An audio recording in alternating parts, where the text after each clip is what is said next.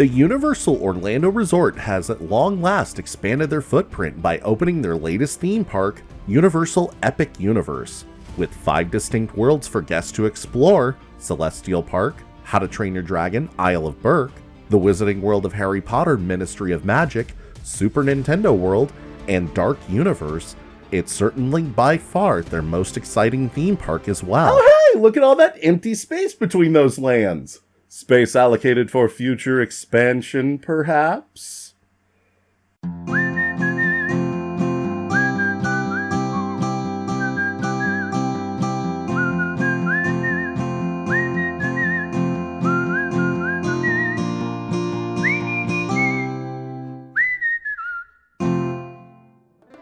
It's common practice to leave some wiggle room in your new theme park to build new attractions, giving folks a reason to visit year after year. Epic Universe is no exception. Even while it was still being built, rumors about new attractions cropped up for the park's second phase. For the Ministry of Magic, there's a rumor about a dining experience in Hogwarts Castle. We can unpack that later. A Luigi's Mansion attraction for Super Nintendo World similar to Minion Blast at Universal Studios Florida, and for Dark Universe, a Creature from the Black Lagoon boat ride. Yes, please to that. But those are attractions for the existing lands. What I'd like to see are those empty plots filled with brand new worlds. Unrelated, FanFest Nights is just wrapped up in Universal Hollywood. This limited time after hours event celebrates all things nerdy. All things nerdy that don't make you scream, vomit, or shit your pants in terror. From sci-fi, fantasy, and anime, fans could enter the worlds of their favorite franchises like never before.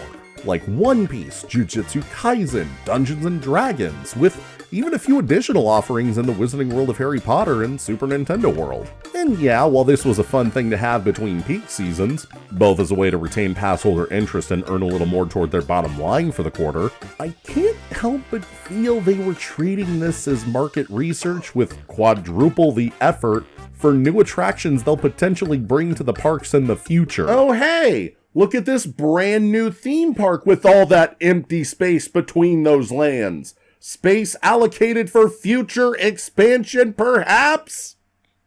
They already said they're doing it. My former boss said so. We're already planning for the next thing at Epic. So let's look at a few of these featured properties and see how they might fit into a grander theme park setting.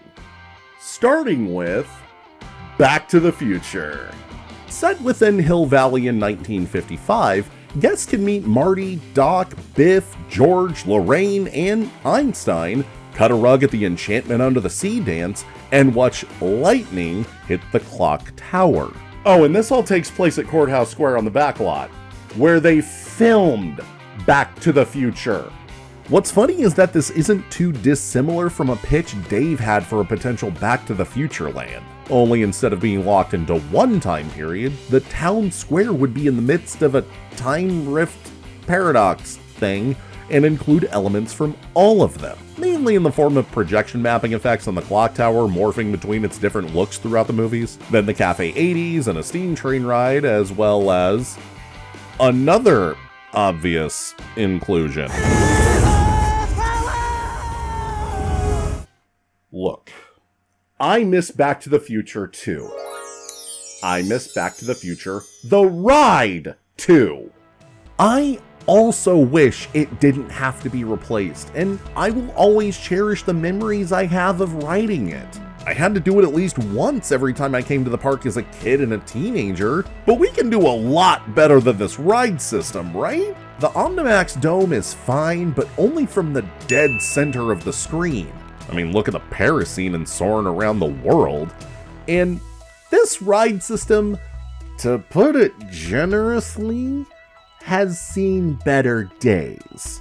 So probably not Back to the Future the ride, but definitely Back to the Future a ride. There's my pitch to replace Supercharged that was apparently good enough for Sam Carter to make a mock advertisement so good it fooled me into thinking it was a legitimate announcement. But that kinda only works in the context of the studio tour. And other examples I've found of unauthorized Back to the Future rides are subjects of future Good Cube Bad Attraction videos, So I honestly wouldn't mind if Universal built a roller coaster for this Lands e-ticket.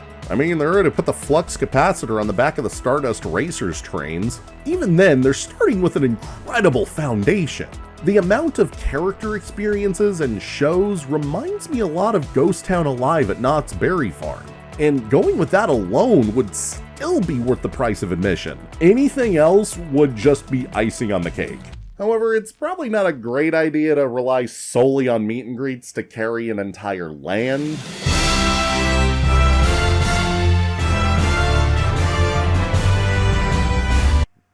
Unless you do that. Or have characters that are more popular. I had two thoughts the first time I saw the teaser trailer for Wicked. The first was, oh, that's making money. And the second, oh, that's going in Epic. They've made no secret they want to bring it to the parks either, both by straight up announcing their intentions to build something somewhere at some point, and introducing Glinda and Elphaba as meet and greets in Orlando, as well as making them late additions to FanFest. There's not much to go off of for the purposes of land speculation other than, if we build something you can meet the characters. So we're going full armchair Imagineering with this one.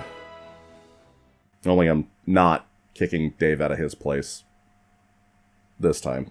For the land itself, the obvious go-to is the Emerald City, though I can see the main area being Shiz University with a multi-phased e-ticket a la Rise of the Resistance, where you take the train to the Emerald City and the main ride just takes place there. Still, I think the Emerald City would lend itself to more opportunities for gift shops, restaurants, and the like. That way they can save Shiz for one of the other parks. Because this resort absolutely needs another fantasy school, like Hollywood needs another fictional theme park. Either way, this needs to be a functioning animatronic. I know they built one for the movie, so it should be a walk in the park for creative to commission one. I mean, look at the Xanathar puppet from the D&D attraction and those monster animatronics. Just look at them. Is it getting hot in here? Getting back to Wicked, attractions-wise, they'd be working with pre-established concepts. An abridged version of the musical is a given, and something that was offered at Universal Japan. They can even open a shop that apes off of Bibbidi Bobbidi Boutique, so kids can get all dolled up like Glinda and Elphaba for way too much money. But for the ride, there was a rumor a while back about a potential expansion to the Diagon Alley area at Universal Studios Florida, taking over the former Fear Factor Live stage. Based on patents filed by Universal, it would have been a virtual reality attraction where you would fly on a broomstick. What's Elphaba's main mode of transportation? They even have a built-in name for it!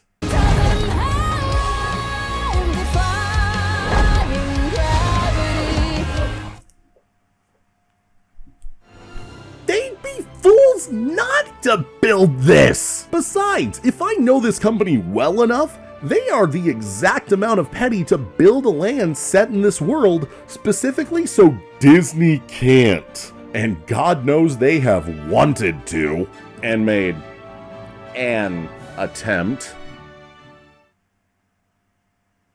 Still better than Communicore Hall. Oh, looks like it's my lazy transition to the next topic. Galaxy Quest! I'm kidding, it's Star Trek. Trek's history with Universal goes all the way back to 1988 with the opening of Star Trek Adventure at Universal Hollywood, then called Universal Studios Tour. This was back in their show you how movies get made era, so it was less of a structured narrative that also served as a makeup and special effects demonstration, and more the creation of a structured narrative that also served as a makeup and special effects demonstration, with 100% gluten-free audience participation. So you could be a crew member aboard the Enterprise or a Klingon on a bird of prey and fight each other with foam rocks on an alien planet, all in front of a live studio audience.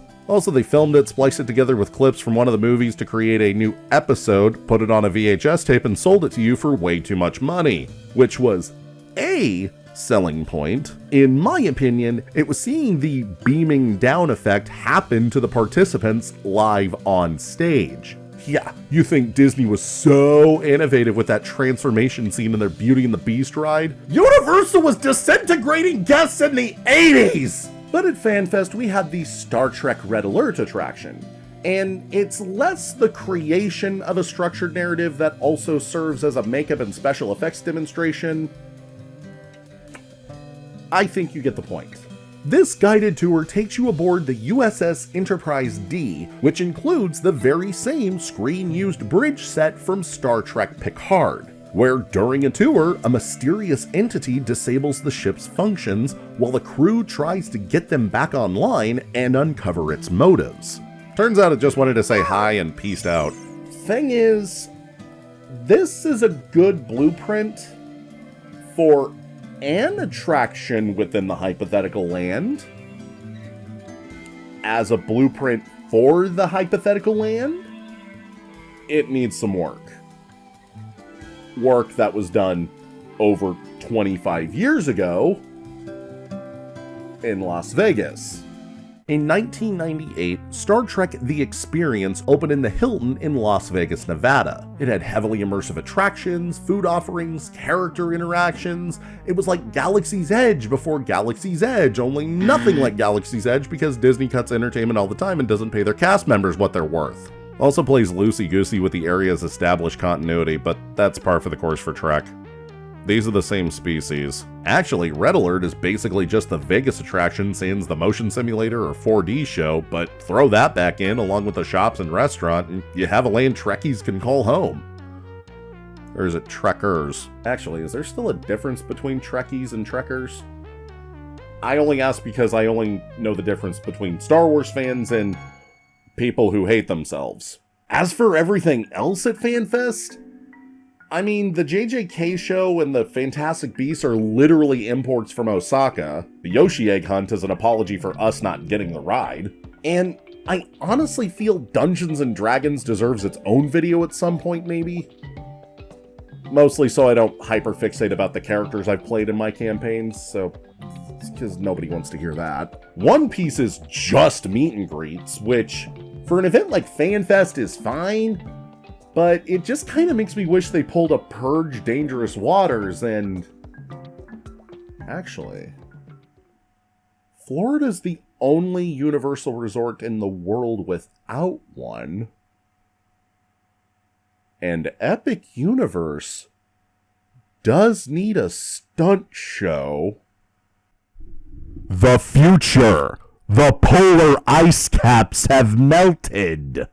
My praise for this show is well documented, and for good reason. It's a high-energy stunt show with impressive fight choreography, jet ski chases, high dive falls, pyrotechnics, and, of course, the seaplane crash. And its popularity can't be understated either, as 2025 is its 30th anniversary here in Hollywood. No, I'm not old. Look at how not old I am. I'm Sigma Mewing Finna W Skibbity Toilet Aura Riz.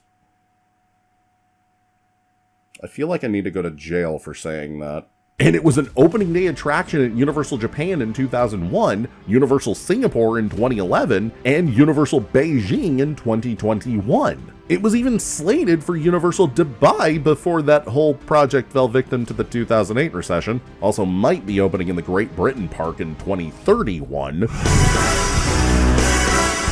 Meanwhile, Florida got Fear Factor Live, The Eighth Voyage of Sinbad, The Bourne Stuntacular. What I'm saying is it's time for this to be in Florida. And if they want to make that One Piece, they can do that too. But that's kind of the best part about Epic Universe as a whole. You could throw literally anything in this park and it would fit right in. So any one of these could come in some form at some point, or not. And that's fine. Because Epic Universe is finally open. and I cannot wait to go. Okay, maybe just a brief character rundown. This is Begall. He's a 9th level gladiatorial fighter with a level in Barbarian, and he's my DM's homebrew race of Bearkin.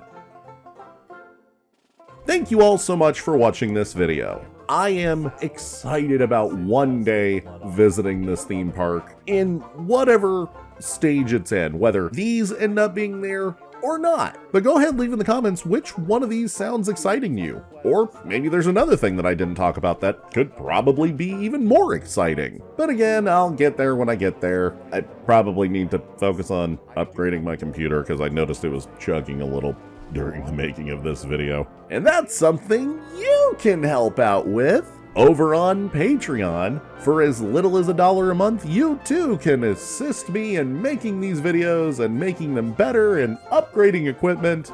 And in return, you will see your name scroll by on screen and read aloud by me if you are a newcomer, such as Hashiko or Hoshiko. Please correct me in the comments. I probably butchered that. But of course, if you want to go a little bit further and give $10 or more a month, you join the ranks of the Cool Cats Club.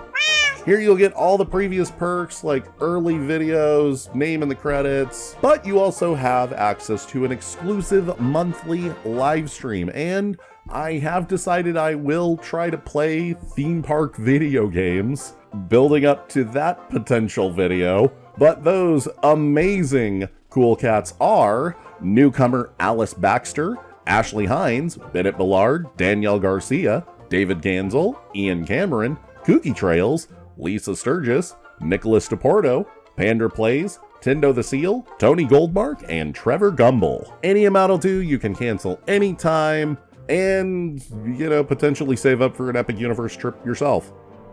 I wouldn't blame you. But that'll about do it for me. I will be working on the Supercharged vlog right after this. So thank you once again for watching this video. And as always, Black Lives Matter, trans rights are human rights. Stop AAPI hate, free Palestine, stay safe, stay healthy, like, share, subscribe, all that good stuff. And he also has a crippling addiction to drugs, gambling, and honey candies. This video's over, isn't it? Knew it. I was just about to talk about Tanasi too. Bonus nachos, kids.